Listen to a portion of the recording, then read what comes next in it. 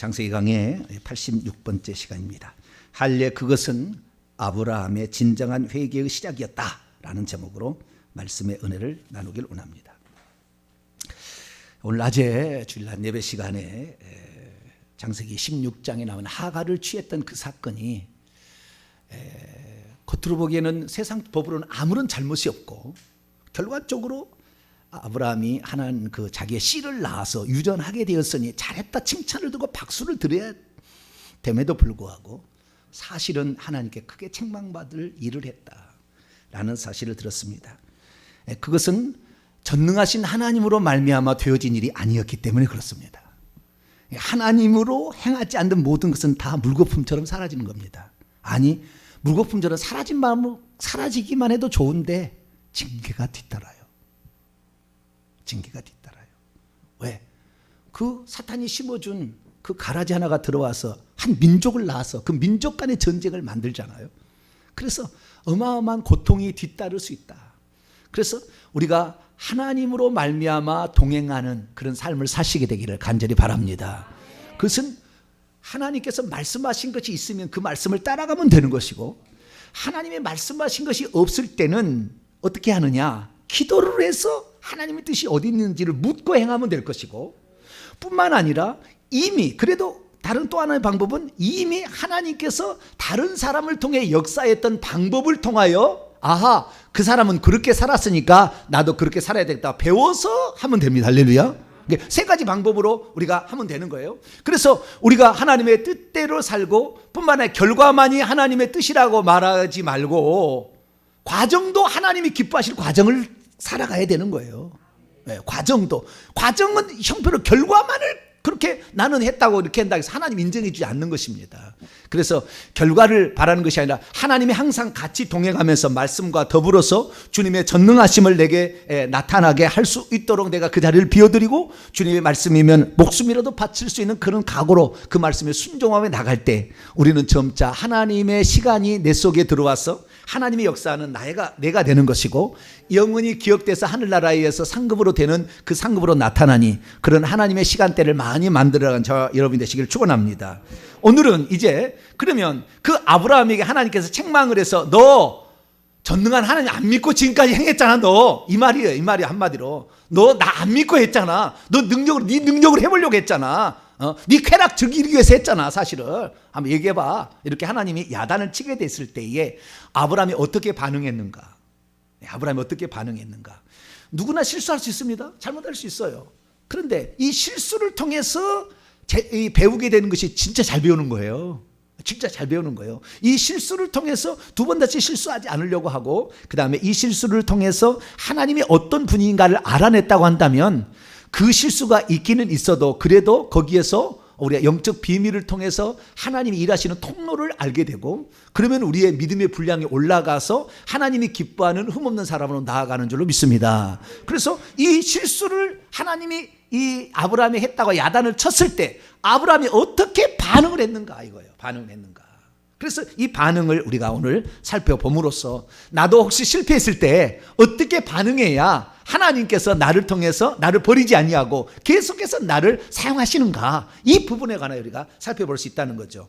특별한 것은 이 창세기 12장 1절에 하나님께서 이제 그를 불러내시고, 그 다음에 17장 1절에 야단을 칠 때까지 12, 13, 14, 15, 16장까지 여기 봤을 때에 아브라함이 회개했다는 말이 있을까요? 우리는 지금 우리가 마태복음 4장 17절에 예수님이 회개하라 천국에 가까웠느니라. 천국에 들어가기 위해서는 무엇이 필요하다? 회개가 필요하다. 누가복음 24장에도 이 죄사함을 받게 하는 회개가 예루살렘에 시작해서 다 이렇게 세계로 전파될 것이 기록됐다 이렇게 얘기하잖아요. 그러니까 이 회개가 아주 중요한 것인데, 지금까지 보게 되면 기도는 하나님과 대화가 기도니까, 하나님 다메섹 엘리에셀이 내 아들이 됩니까? 이것도 기도잖아요. 네? 다메섹 엘리에셀이 그걸 물어봐가지고 결국에 하나님의 뜻이 어디 있는지 찾아냈다고 한다면 당연히 자기 마누라에게 된 저주가 지금 자기 아버지의 딸인데 이 저주가 있는 것도 어떻게 풀려날까? 그거 물어봐야지. 왜 그건 물어보지 아니하고 자기만 생각하냐 그 말, 가족인데. 근데 어쨌든 이 지금까지 기도를 하긴 했지만 회개했다는 말이 있냐 그 말이에요. 회개했다는 것은 첫째, 그가 잘못했을 때 회개가 필요한 거거든요. 그러면 잘못된 것은 창세기 12장에 그 애굽 땅에 하나님의 지시도 없는데 애굽 땅에 기근을 피게 해서 들어간 것이 잘못한 거잖아요. 결국에 자기의 마누라를 뺏기는 건데, 마누라는 뭐냐? 장차 약속의 자손, 창세기 3장 15절 그 여자의 후손이 와서 뱀의 머리를 상하게 할 것이라는 약속의 자손을, 노아와 셈의 후손으로서 아브라함까지 와가지고 그 자손을 낳아야 될 사람이 아브라함이 낳았습니까? 누가 낳아요? 사라가 낳지. 근다고 아브라함이 안 낳았다고 할 수도 없네. 아브라함이 안 들어가면은, 남자의 씨가 안 들어가면 사람이 안 나오니까. 근데 어쨌든 최종적으로 낳아야 될 사람은 사라가 낳아야 되잖아요. 근데 사라를 빼앗겼다는 거예요. 그때 창세기 12장에 애굽의 그 바로 왕의 후궁으로 들이긴다고 그랬잖아요. 자기의 마누라를 뺏기는 단순한 그런 문제가 아니라 하나님께로 봤을 때는 엄청난 지금 위기 상황인 거예요. 하나님께 봤을 때는. 왜?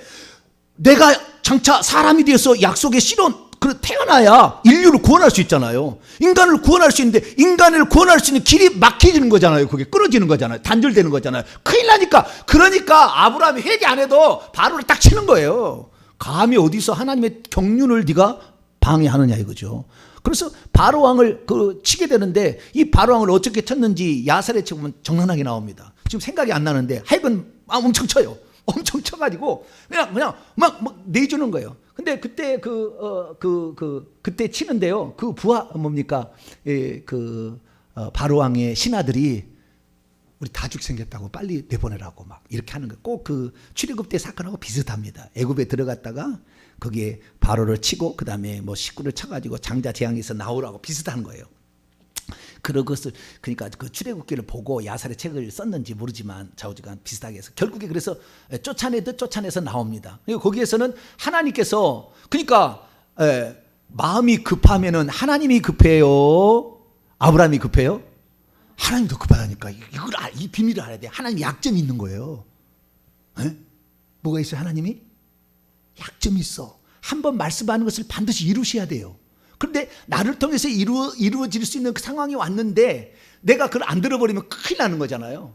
그러니까 이렇게 하나님 봤는데요, 지금까지 메시아를 낳을 수 있는 사람이 쭉 이렇게 내려오잖아요. 쭉 내려와가지고 이제 했는데 아브라함과 다윗의 사조 쭉 내려서 다윗의 아브라함의 42대, 아담부터 72대가 예수님이 딱 나오는데, 그때 예수님의 날 요셉의 그 약혼녀가 마리아죠.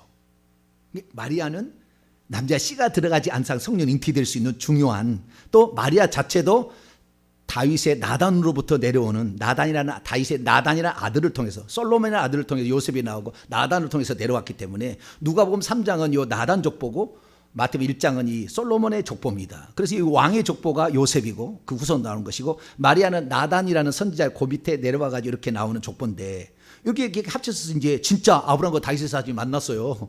어떻게 외지에서 만났는지 몰라. 나사렛에 있어서. 다 하나님이 짝져준 사람이 있나 봐요. 눈을 쫙 보면은 내 짝이구나. 조경미 사모님이 보이더라니까. 제가 딱 보니까 짝이. 저를 좋아하는 여자가 많았어요, 아가씨들이. 그래도 안 돼. 저 여자가 내 여자, 할렐루야. 딱 짝이 딱 맞았어.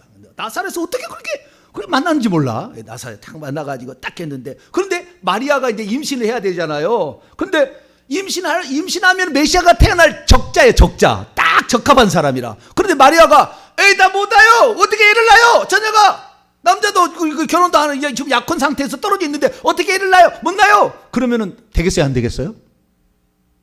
그러면 안 되잖아요. 그러니까 하나님이 미리 다 작전을 핀 거예요. 왜? 자기의 이모가 애를 못 낳았어요. 엘리사벳이. 이모가. 자기 어머니는 안나의 형제 엘리야스 이모가 애를 못 낳아. 나이가 늙었어요. 근데 자기 어머니도 제사장 딸이고 그 이모도 제사장이에요. 사가랴 제사장 부인이잖아요, 엘리사벳이. 그래서 애를 못 낳고 있는데 거기에 하나님께서 작전을 다 해가지고 애를 못 낳다가 나중에 사가랴가 향단을 들고 들어가서 이렇게 제사장 노릇 하다가 결국에 천사가 나타나가지고 가르쳐줘가지고 아이를 낳을 거이다 이렇게 해가지고 안 믿으니까 벙어리 되게 만들고 막 그래가지고 나와가지고 좌우지해서 임신했잖아요. 그래서 천사가 한 말이 있잖아요. 네 친족 엘리사벳도 애를 낳지 못하는데 벌써 6달이 되었나니 하나님의 모든 말씀은 능치 못하심이 없다. 할렐루야. 실제 간증이 딱 있으니까 안 믿을 수가 없어. 자기가 알거든. 이모가 왜 애를 못 낳았다는 거 정확히 알고 있거든. 근데 벌써 6개월이 됐다 그러거든. 그러니까 그 얘기를 듣고 주의 계집종의 말씀대로 내게 이루어져 불이 나게 달려가. 산중으로 헤브론입니다. 헤브론 달려가가지고 진짜 그 엘리사벳 잉태에 있는가. 엘리사벳 잉태에서 6개월 되니까 마리아가 오니까요, 뱃속에 있는 아이가 발로 배를 막 차는 거예요. 그러면 성령이 충만해가지고 내 주의 모친이 내게 나와오시는도다 막 성령의 감동이 돼가지고 막 그렇게 얘기를 합니다. 그래서 그 믿도록 이렇게 하나님은 다 작전을 펴가지고 이렇게 하시려고 한다 그 말이에요. 그런데 지금 사례는 애를 못 낳잖아요. 나중에 그 사례로 하여금 애를 낳을 수 있도록 하기 위해서 결정적 사건을 한 번 더 일으킵니다. 하나님이. 그건 나중에 보고요. 그런데 지금 사라가 또는 이 아브라함이 아이를 낳아야 되는데 못 낳겠다 그러면은 안 낳겠다고 끝까지 잡아떼면은 안 되잖아요. 네. 그래서 하나님께서는 이런 마음이에요. 좀 믿어주라. 하나님 뭐라고요? 좀 믿어줄래? 지금 이거예요. 야단을 치고 있지만 나는 사실 너희를 통해서 메시아가 나올 수 있는 길을 마련해야 되는데 너희들은 왜 내 마음을 모르지? 막 이런 거잖아요. 그래도 하나님께서 그렇게 사정하면 되겠어요? 안 되겠어요? 네? 사정 안 된다 하면은 되게 목 뻣뻣이 쳐든다고요. 그래야지 니는 전능하신 하나님이라는 걸 너 몰랐어? 넌 내 앞에 생한 적 있어 말이야? 너 흠없이 행하랬더니 맨날 잘못된 질만 하고 말이야. 이 이방여인 데려다가 뭐 얘를 낳으려고 해? 내가 그러려면은 진즉 너한테 누구라도 마누라 데려다가 애를 낳으라고 했겠지. 내가 지금까지 얘기 않고 있었던 게 뭔지 알아? 이렇게 얘기를 하니까 아브라함이, 자 17장 3절 읽습니다. 시작. 아브라함이 엎드렸더니 하나님이 또 그에게 말씀하여 이르시되, 그냥 바로 그래서 첫 번째 우리가 하나님의 책망을 들으면 그 앞에 무릎을 꿇고 엎드려야 한다. 이게 죄인됨의 첫 번째 모습입니다. 자, 누가복음 5장을 봅니다. 누가복음 5장. 누가복음은 회개복음서라고 하시면 됩니다. 마태, 마가, 누가, 요한복음 가운데 누가복음 무슨 서요? 회개복음서. 회개하는 사람이 쭉 나열이 돼 있어요. 나중에 또 한번 이렇게 하도록 하고요. 자, 누가복음 5장. 베드로가 예수님 만났을 때 어떻게 했는가? 고기잡이의 이적이 일으키게 되면은 1절부터 지금 이제 11절까지 말씀인데, 고기잡이의 이적을 일으키게 되면은 베드로는 머리가 똑똑했으면 예수님하고 협상을 했을 거예요. 예수님, 말씀만 하시옵소서. 가만히 계시고 족이다 한 말씀만 하시면 당신 7 나는 3. 네? 우리 떼돈 봅시다. 내가 여기서 잔뼈가 굵었는데 내가 몰라요. 아직도 잘 몰라요.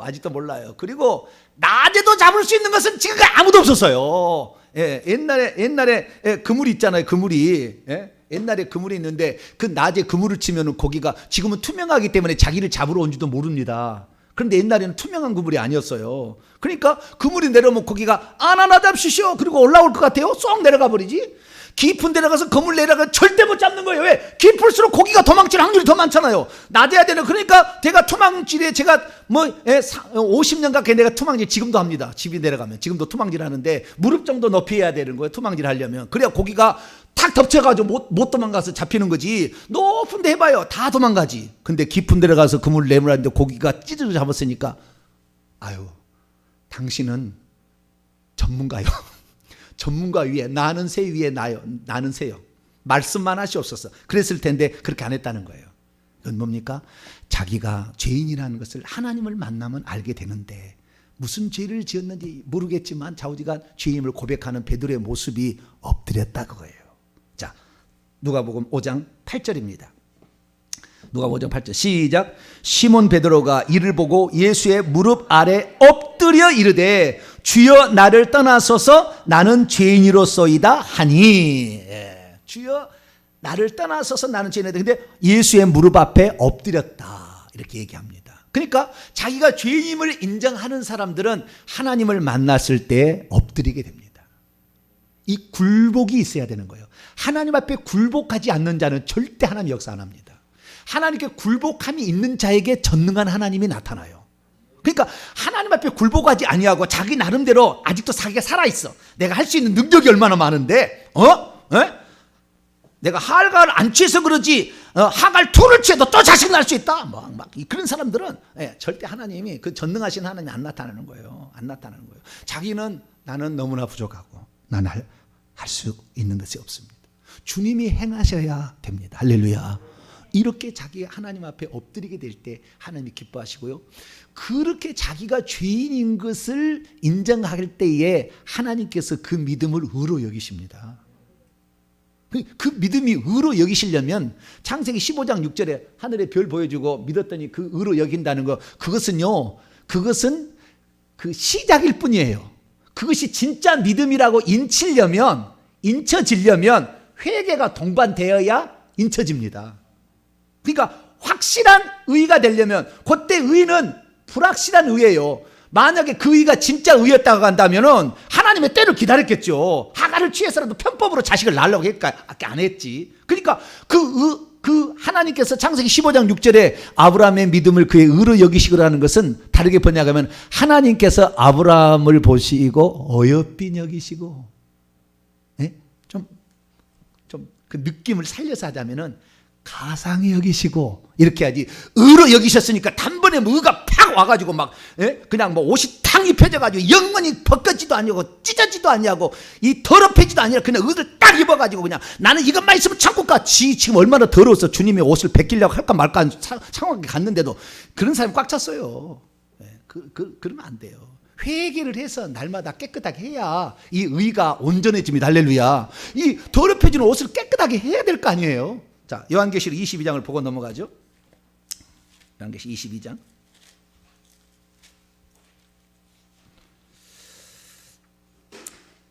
14절. 22장 14절 읽습니다. 시작. 자기 두루마기를 빠는 자들은 복이 있으니 이는 그들이 생명나무에 나아가며 문들을 통하여 성에 들어갈 권세를 받으리라. 예수 믿어도 자기의 두루마기를 날마다 빨아야 돼. 세탁해야 돼. 더럽혀지니까 죄로. 그래서 회개가 돼야만이 비로소 이 믿음도 온전한 믿음이라 할 수 있다 이 말이죠. 자, 로마서 4장. 믿는다고 해서 그게 아니라 그것이 인쳐지려면 회개가 동반돼야 되는 거예요. 로마서 4장 11절 읽습니다. 시작. 그가 할례의 표를 받은 것은 무할례 시에 믿음으로 된 의를 인친 것이니 이는 무할례자로서 믿는 모든 자의 조상이 되어 그들도 의로 여기심을 얻게 하려 하심이라. 할례의 표를 받는 것, 이것은 회개의 표시를 자기의 살에 딱 새기는 겁니다. 이게 좀 이따 이제 공부하겠지만 우선 엎드린다라는 것은 회개가 이제 시작한 거 아닙니까? 그것을 말도 안 되는 얘기를 하나님 좀 이따 하세요. 이 할례 언약이 4가지입니다. 4가지가 그걸 통틀어서 할례 언약이라고 얘기하는데 좀 이따 배우고, 이 4가지 얘기하는데 이것을 처음에는 잘 안 믿으려고 하는데 아브라함이 할례를 행함으로 말미암아 그가 과거에 믿음으로 의롭다 칭함을 받던 것에 대해서 인침을 받게 된다 그 말이에요. 그러니까 믿음만으로 절대 이 사람이 온전한 게 아니에요. 믿음을 가지고 있어도 아브라함도 실수하잖아요. 그리고 지 생각대로 하잖아요. 하나님께 물어보지도 않고 행하잖아요. 자기만 저주해서 쏙 빠져나가고 마누라는 죽으나 사느나 신경 안 쓰는 이런 나쁜잖아요. 이런 사람으로 사는 거예요. 그래서 그 사람이 진정 회개를 해. 그러니까 우리의 믿음이 온전한 믿음은 한 사람도 없어요. 죽을 때까지. 우리는 지금도 믿음을 갖기 위해서 노력하는데 회개의 모습을 보이기 시작할 때 비로소 그 믿음을 하나님께서 인쳐주신다. 할렐루야. 너 진짜다라고 한다는 거예요. 그런데 오늘날 예수 믿는 사람들은 한 번 믿으면 영원한 구원이야. 나의 구원은 변함이 없어. 만세자 하나님이 예정했기 때문에 나의 구원은 완전한 구원이라. 그러다가 지옥에 쏙 떨어지는 거예요. 다 마귀가 장난친 거예요. 소문자 사본을 가지고 그걸 믿고 있는 거예요. 지금 대문자 사본 이렇게 안 나왔어요. 그런데 그걸 막 믿고 있는 거예요. 자기는 몰라. 한글 성경만 딥다 읽어 1000번 읽는다 해서 그거 안 나와요. 그럼 몰라. 그냥 모르니까 그냥 듣는 대로 그냥 남들이 다 얘기하는 대로 이렇게 가는 거예요. 그러나 남들이 얘기한 대로 갈 것이 아니라 성경대로 갈 수 있기를 축원합니다. 바울은 믿음으로 의롭다 얻는다고 했지만 예수님은 회개로 의롭다 얻는다고 얘기를 했어요. 그런데 바울의 갈라디아서 로마서만 띠다 설교하고 띠다 들은 사람은 믿음이면 다 의롭다, 그냥 믿음으로 의롭다함을 얻었다. 믿음으로 의롭다 얻는 것은 구원의 시작이지 구원의 완성이 아니에요. 그런데 자기는 구원을 받은 것처럼 착각을 해. 자, 로마서 5장 9절. 이제 시작한 거예요. 이제 이유로 여기심을 받는 것이 이제 시작한 거라고. 그것도 믿음으로 의롭다 얻는 것은. 5장 9절 있습니다. 시작. 그러면 이제 우리가 그의 피로 말미암아 의롭다 하심을 받았으니 더욱 그로 말미암아 진노하심에서 구원을 받을 것이니. 믿음으로 의롭다. 여기 전에 먼저 하나 읽어야 됩니다. 3장 28절. 3장 28절 읽고 거기 넘어갔어야 되는데. 3장 28절 시작. 그러므로 사람이 의롭다 하심을 얻는 것은 율법의 행위에 있지 않고 믿음으로 되는 줄 우리가 인정하노라. 그러니까 믿음만 있으면 막 의롭다함을 얻는데 막 그것은 부실한 의로움이라니까요. 완전치 못한 의로움이라니까요. 아직 인쳐져야 돼. 그 인쳐지려면 회개가 들어야 돼. 그래서 예수의 피로 용서를 받아야 돼. 그런데 우리가 잘못 이해하면은 믿음만 있으면 의로움을 다 얻는다고 하는데 그렇지 아니하고 회개가 반드시 들어가야 한다고 예수님이 직접 말했습니다. 자, 누가복음 18장. 회개가 빠진 의로움은 의가 아니에요. 의가 아닌 거예요. 어여삐 여기시는 정도. 그 정도라고 보시면 돼요. 그런데 놀라운 사실은 믿음을 의로 여기시고 라는 창세기 15장 6절을 공동번역이 어디 보니까요, 어여삐 여기시고 이렇게 번역을 해놨더라고요. 내가 깜짝 놀랐어요. 보고 깜짝 놀랐어요. 그래서 야, 이렇구나. 그 번역본 중에 그런 번역본이 있더라고요. 그래서 야, 이 사람은 어떻게 그걸 알았을까. 그런데 천주교에서 번역을 한 것 같아가지고 별로 좋아할 것은 아닙니다만은 제가 잠깐 거기 제가 찾아보고 정확히 알려드릴게요.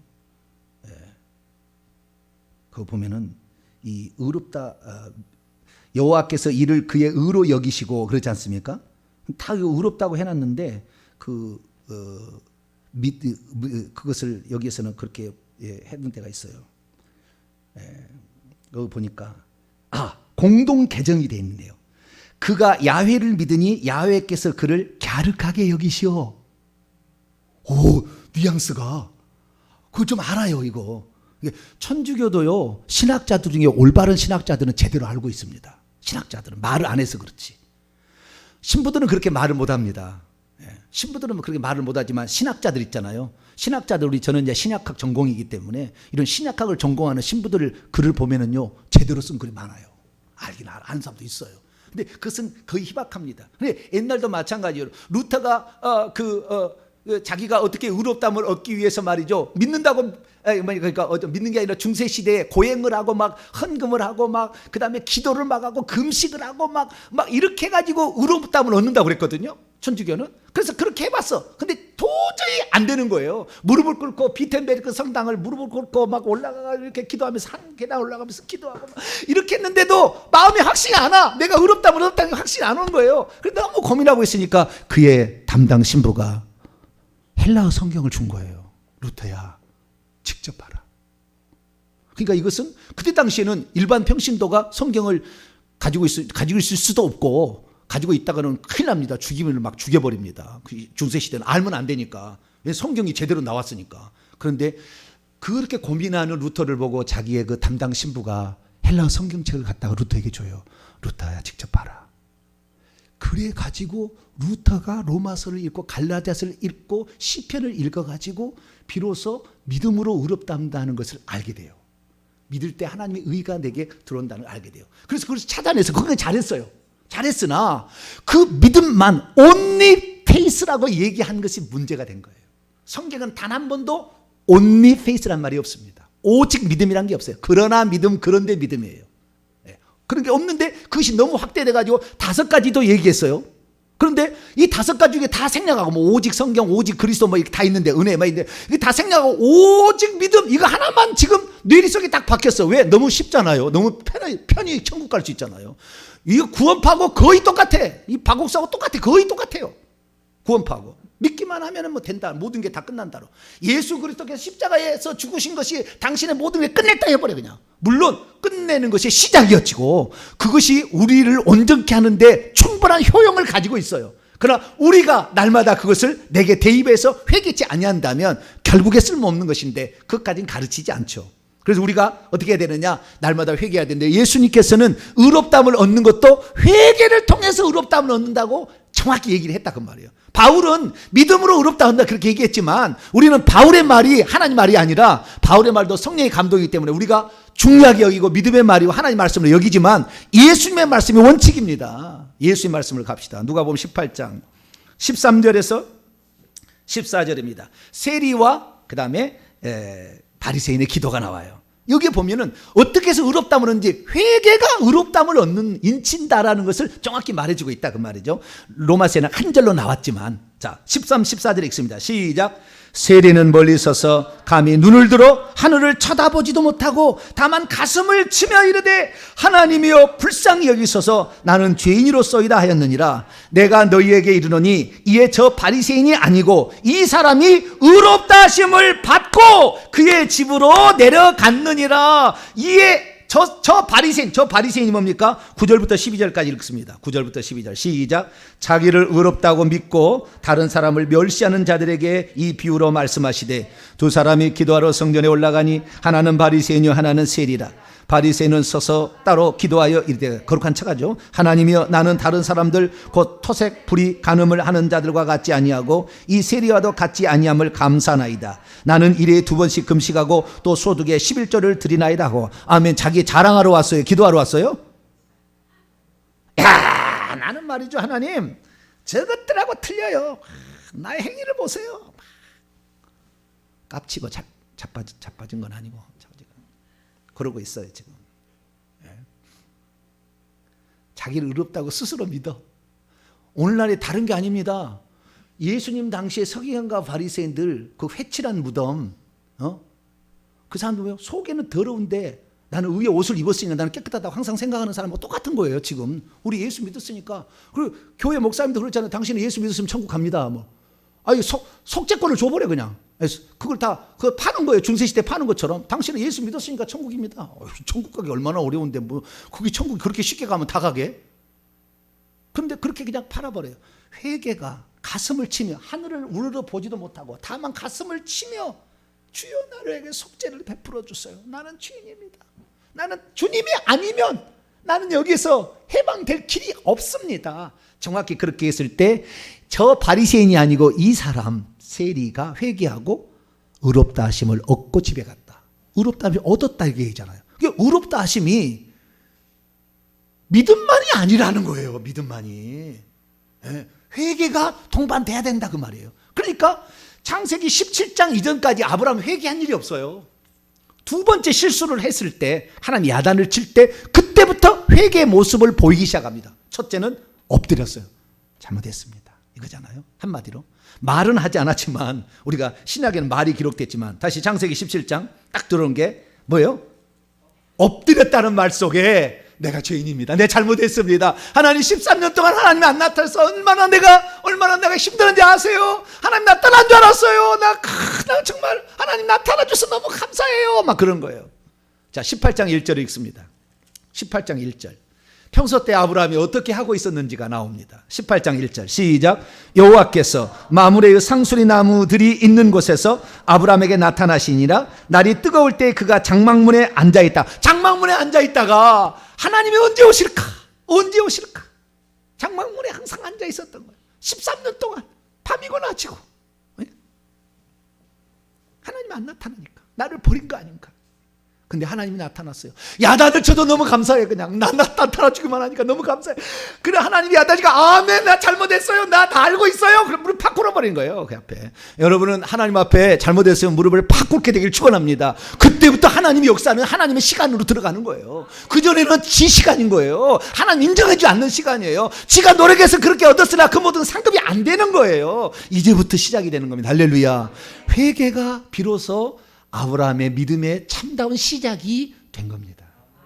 그때 하나님께서 4가지를 얘기하십니다. 이 4가지가 바로 이제 할례의 언약으로 크게 테두리를 지어서 얘기합니다. 네 가지를 말씀하세요. 첫째, 너의 이름을 바꿔라.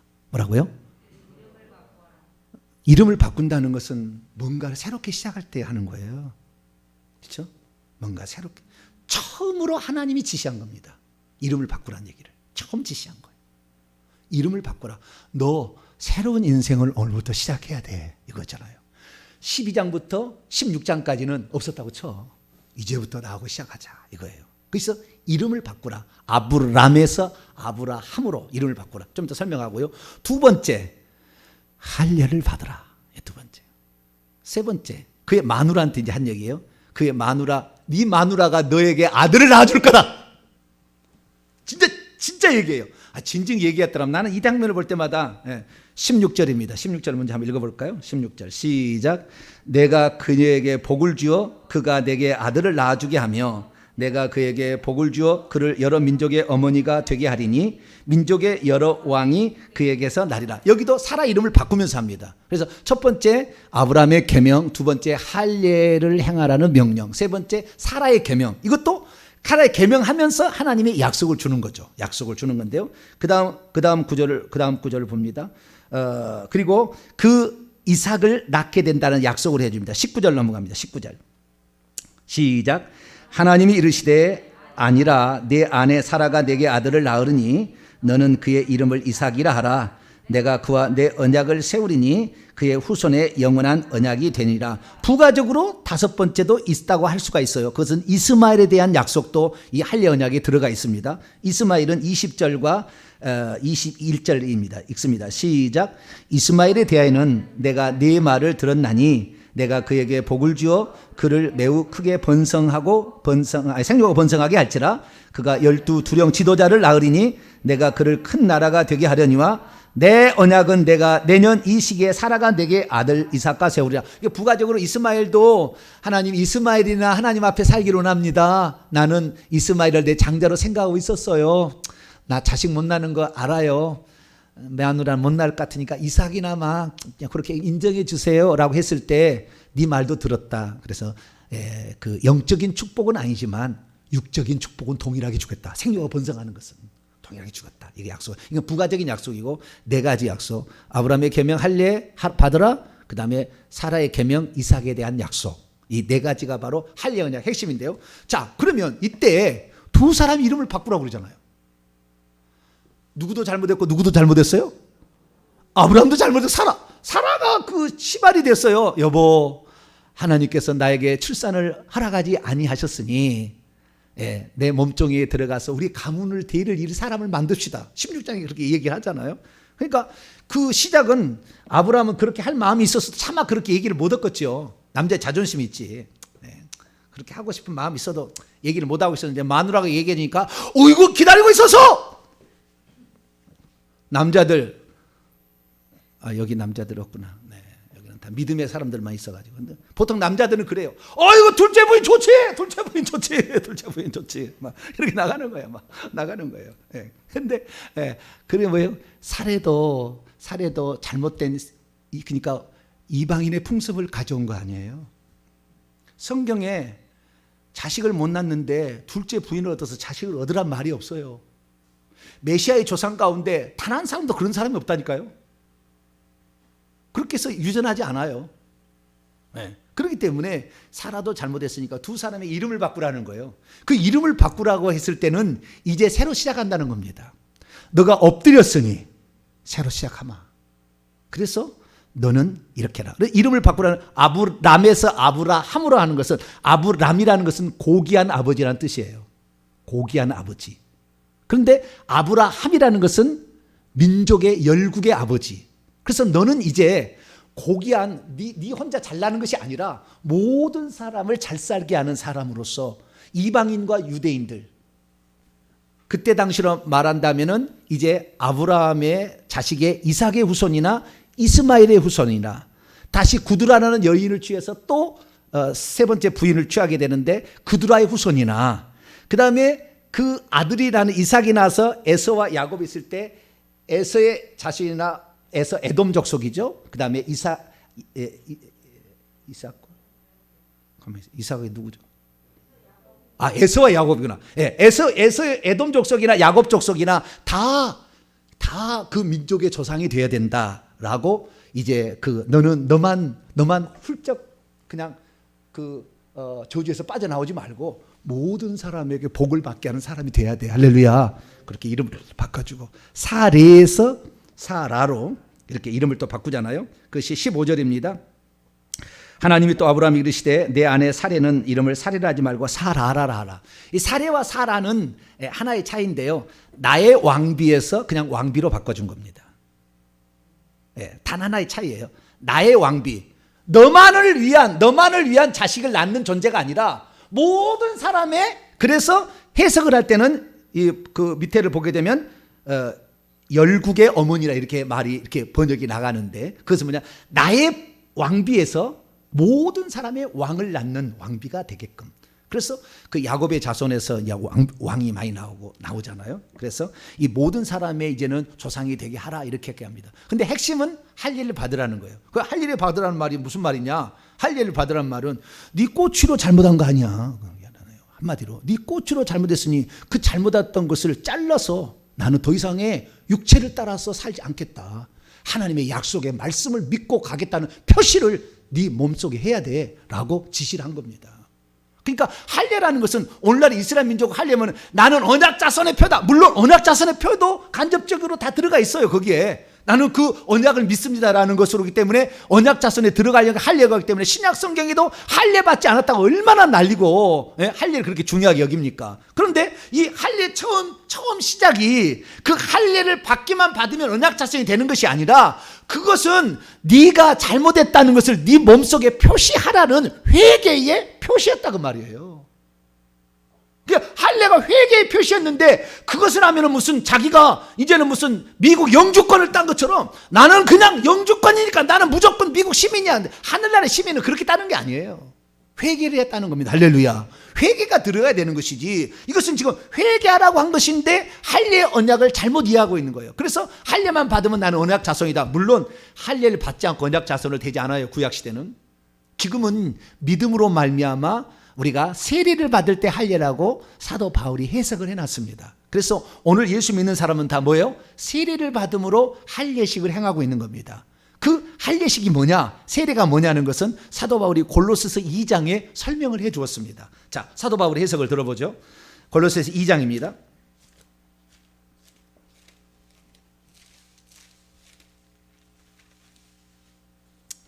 골로새 2장 11절에서 12절까지입니다.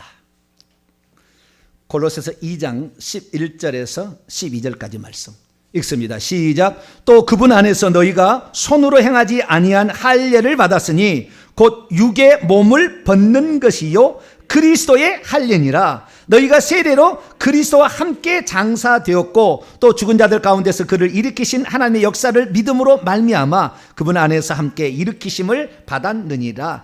그리스도의 할례라는 것은 육적 몸을 벗는 것이요 그리스도와 함께 장사되는 거예요. 그러니까 내 생각과 내 뜻대로 육체를 따라서 행했던 것을 장사 지내고 이제는 하나님의 말씀만, 전능하신 하나님만 내가 의지하고 가겠습니다 라는 표시를 한 것이 할례를 하라는 거였어요.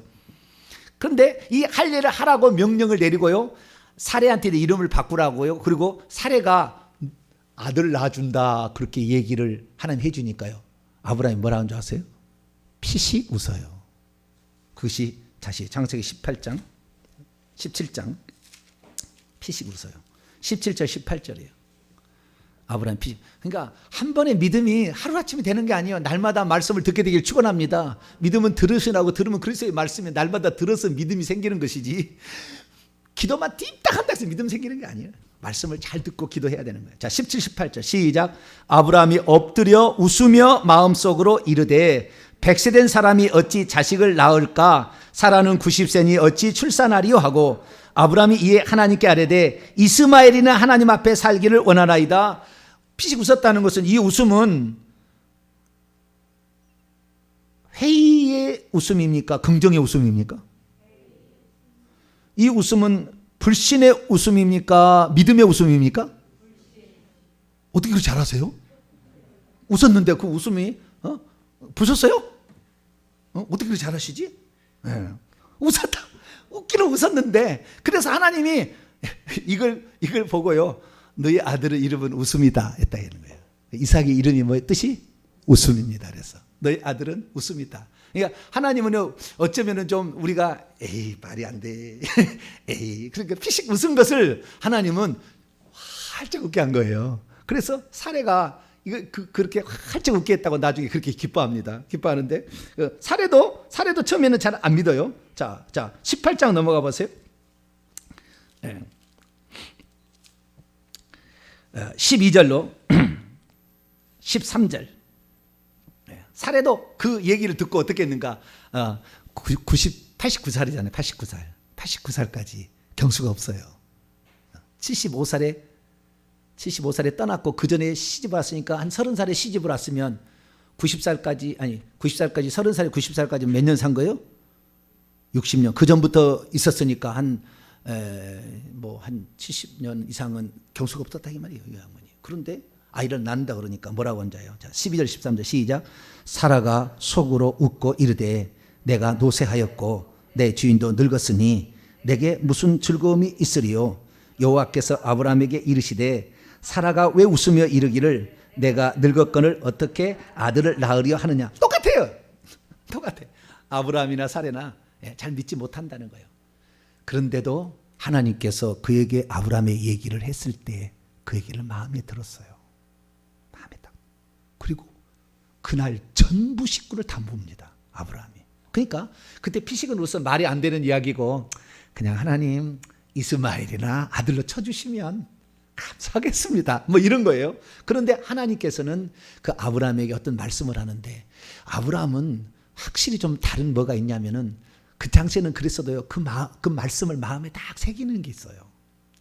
그래도 말이 안 돼도 하나님 할 거다. 전능하신 하나님 할 거다. 이 믿음이 있는 거죠.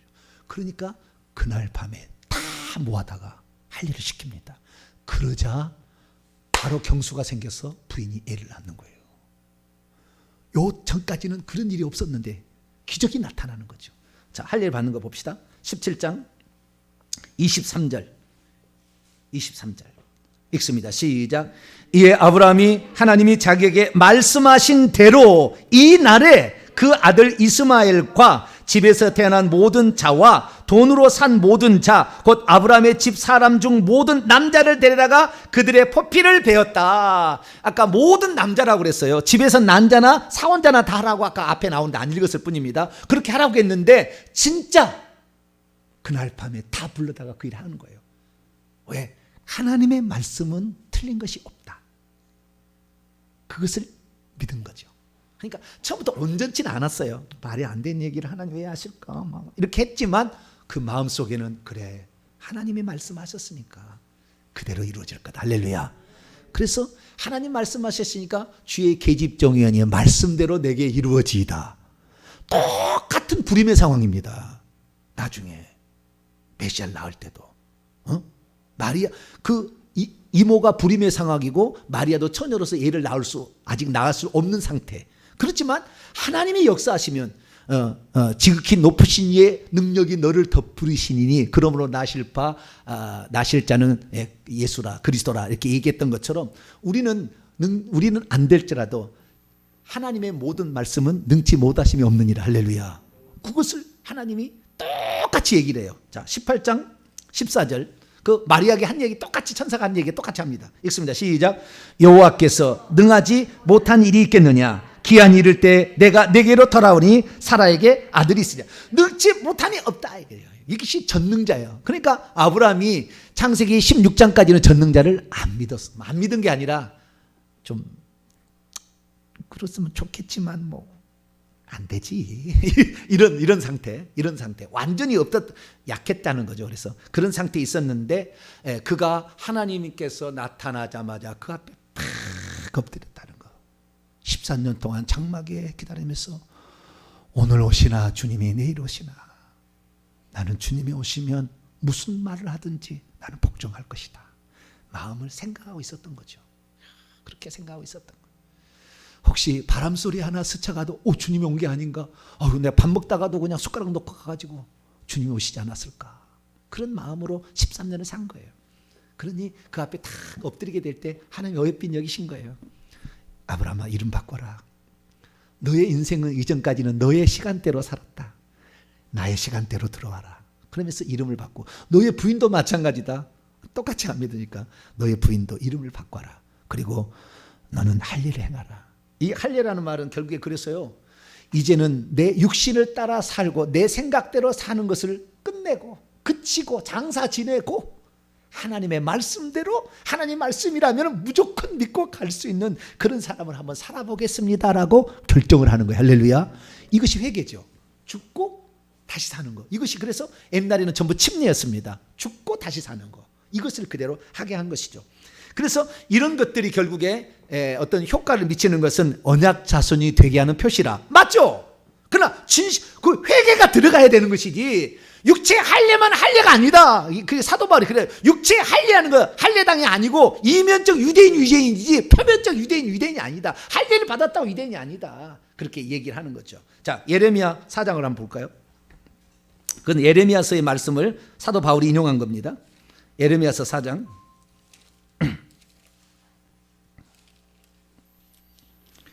예레미야서 4장 4절입니다. 예레미야서 4장 4절 읽습니다. 시작. 유다인과 예루살렘 주민들아, 너희는 스스로 할 일을 행하여 너희 마음 가죽을 베고 나 여호와께 속하라. 그리하지 아니하면 너희 악행으로 말미암아 나의 분노가 불같이 일어나 사르리니 그것을 끌 자가 없으리라. 마음 가죽을 베야지 육체 가죽을 베는 것이 아니다는 거예요. 그러니까 그 뒤에 효과, 언약 자손이 되는 표시였다. 맞아요. 그러나 그것 자체가 아니에요. 회개가 들어가야 되는 거예요. 믿음과 회개가 있는 상태에서 언약 자손이 되는 것이지, 믿지도 않으면서 할례만 행하고 하나님을 믿지도 않고 회개도 안 했으니 독사의 새끼들인 거예요. 해칠한 무덤인 거예요. 아주 가증스러운 사람으로 살아가는 거예요. 신앙생활. 그렇게 10년 50년에서 무슨 소용이 있습니까? 하나님 인정해 주지 않는데, 하나님의 시간대에 아직 안 들어왔는데, 자기 시간대에 있는데 너는 세상이 똑같다는 거잖아요. 그래서 좌우지간 이 회개라는 것은 진실로 믿겠습니다라는 표시고, 그 다음에 내가 잘못했습니다, 이제 하나님 말씀대로 살겠습니다라는 표시라는 것을 말미암아 부차적인 의미들이 있으니 언약 자손으로 살겠다는 표시라고 할 수가 있고요. 그 다음에 나는 이제는 완전하라, 흠없이 행하는 게 정결한 삶을, 깨끗한 삶을 살아보겠습니다라는 표시고요. 그 다음에 언약 자손의 무리의 공동체에 나도 들어가겠습니다라는 표시고, 뿐만 아니라 하나님의 말씀에 나는 헌신하고 하나님 말씀에 순종하겠습니다라는 의미고, 하나님께서 나에게 이 하신 말씀을 영원히 잊지 않고 기억하겠습니다 라는 이런 부차적인 의미가 거기에서 나올 수 있다라는 것입니다. 근데 부차적인 의미가 중요한 게 아니라 원초적인 의미를 알아야 되니, 그래서 사도 바울은 이 할례를 받게 된 것은 믿음으로 이미 인정을 받은 의를 인친 것이다 라고 표현을 해줬다. 그리고 예수님도 회개가 들어가야 그것이 의롭다함을 칭함을 받는다라고 말씀을 정확히 하셨기 때문에 우리들의 삶 속에서도 그 회개를 반드시 하면서 가게 되기를 축원합니다. 회개가 일 때까지 마지막입니다. 이 회개가 있기 전까지는 절대 아들 안 줬어요. 믿음이 있어도 안 줍니다. 그 믿음은 온전치 않기 때문에. 왜? 또 실수하니까. 그래서 회개가 들어가야 그때부터 진정한 신앙인이 되는 거예요. 고개 빳빳이 쳐들고 나는 의롭다, 절대 안 돼요. 하나님 앞에 굴복함이 있어야 돼요. 하나님 앞에 굴복함이 없으면 이 사람은 하나님 인정 안 해줘요. 그런데 많은 사람들이 하나님 굴복 안 합니다. 교양생활로 합니다. 신앙생활을. 어우 멋지잖아요. 양복 차려입고 와가지고 교양생활로, 종교생활을 하는 거예요. 안 나가면 마누라가 하나도 구박하니까 어쩔 수 없이 그냥 앉아와 있는 거죠. 안 돼. 그 청 못 가는 거예요. 그래 안 되는 거예요. 진짜 전능하신 하나님, 나는 처음부터 포기했고 안 된다고 했지만 하나님이면 능치 못한 일이 있겠느냐가 믿어지게 될 때, 그때 믿음이 시작되는 것이고, 거기에서 탁 무릎을 꿇고 엎드리고, 그 다음에 하나님이 하라는 것을 행위로서, 그래요, 나는 주님께서 하신 말씀을 이제 순종할 거예요. 나의 과거에 내 생각을 버릴 거예요. 이것을 딱 표시를 할 때, 그때부터 진정한 믿음의 사람이 되고 진정한 하나님의 복을 주는 사람, 하나님의 시간대에 들어가는 사람이 되니 우리 모든 성도는 그러한 성도가 되기를 축원합니다. 기도하겠습니다. 거룩하신 하나님, 감사를 드립니다. 할례가 진정한 회개의 표시였습니다. 죄사함을 받게 하려는 회개의 세례를 예수님이 세례요한이 했다고 말씀하셨으니 하나님, 우리가 세례를 통하여 나의 삶을 죽이고 나의 시간대를 끝내고 하나님의 시간대로 들어가길 원합니다.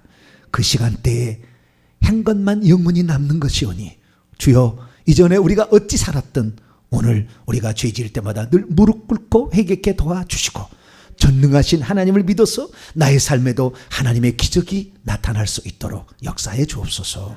우리 주 예수 그리스도의 이름으로 기도하옵나이다. 아멘.